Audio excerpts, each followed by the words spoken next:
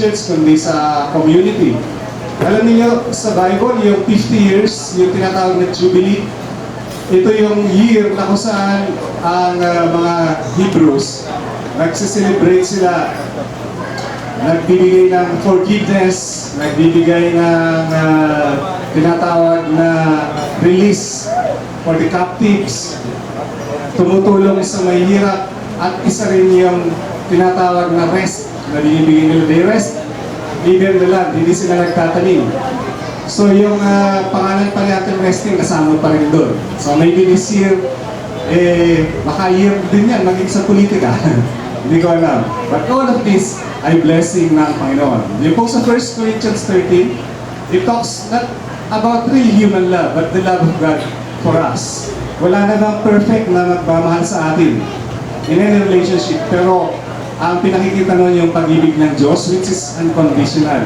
He loves us no matter what we have done, and no matter what we are or what we do. Patuloy yung pagmamahal ng Panginoon as it is ang kanyang pagmamahal sa mag-asawa. At ang aking panalangin para sa kanila, patuloy pang i-bless ng Panginoon, maybe 50 years more.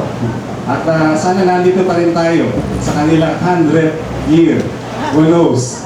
God willing na po. So maraming salamat sa Panginoon, and we give Him all back the honor and glory and praise.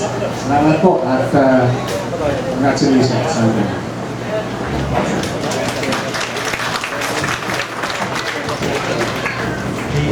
Kung nakikilala niyo po si Dr. Lumba, very vocal siya na sinasabi sa pangarap niya na mag-celebrate din po sila ni Pastor Lumba ng 50th wedding. Isa po yun sa lagi niya sinasabi. Kaya lang, kulang pa po ng 3 years. 3 years ata. At nauna na po umuwi si Pastor Lumba. Kaya napakalaking blessings po kay Auntie at kay Uncle na nagsiselebrate sila ngayon ng 50th. Ilan na po dito ulit yung nakapag-celebrate ng 50th? Isa, syempre po, si Tatang. Meron pong 4 na kamay. At sino po yung nangangarap mag-celebrate ng 50th? Sige po.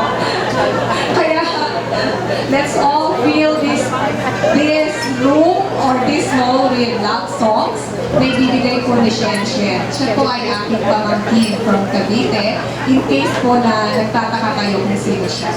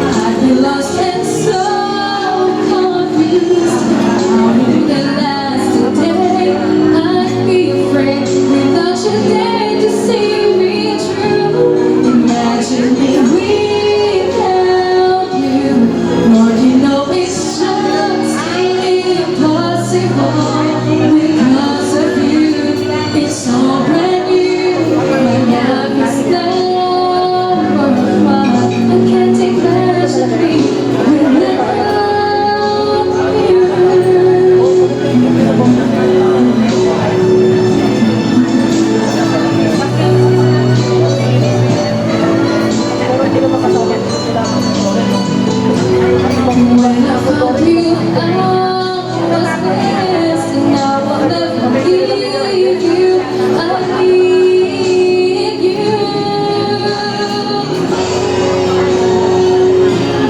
I feel lost and so confused. I wouldn't last a day.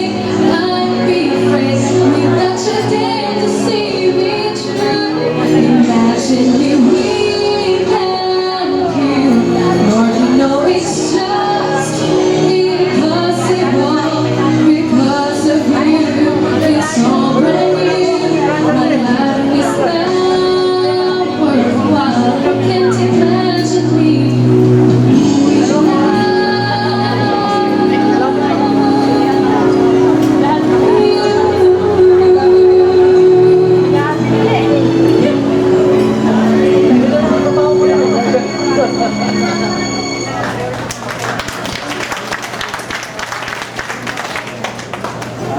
Naniniwala po tayo na si Auntie at si Uncle ay hindi aabot ng 50th without the blessing of God. Kaya po, dahil gusto pa natin na magkaroon pa sila naging remaining years nila, maging together pa sila, happy together. Dahil si Amy naman po ay busy-busy sa pag-entertain pa sa mga kaibigan, kamag-anak na dumarating.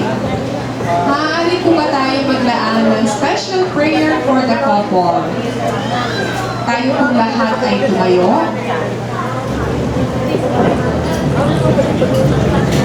Pangungunahan po yung special prayer ng isang pastor na